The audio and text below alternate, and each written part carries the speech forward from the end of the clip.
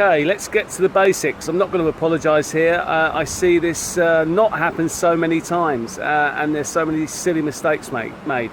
So let's think about when we're going to do our event. Would anybody have liked to have done their event this past weekend in the UK?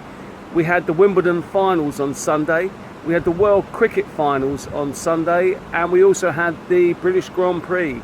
Now, if you were running an event against that tide, I wish you luck, but you probably would have missed out on quite a few of your key guests, clients, and key speakers.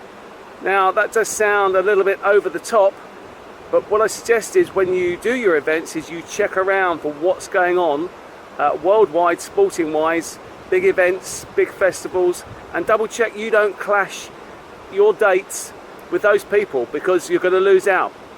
I used to do a lot of work for the surveying market in London, and they had a West End and a City diary, because for all the topping out parties we used to do for them, we used to put on lunches and dinners to encourage the City and West End agents to come around and view the properties that were on the marketplace, and they would sell these properties to their clients. It was very important to get them there.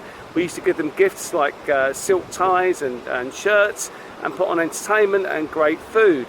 But they would have the sensibility to have a diary between the two areas of the West End and the City in London to make sure their events didn't clash. Look around, not just in your own industry, but look around at the sporting events and the big things that are going around in your area. Otherwise you're going to lose out. Okay, thanks very much.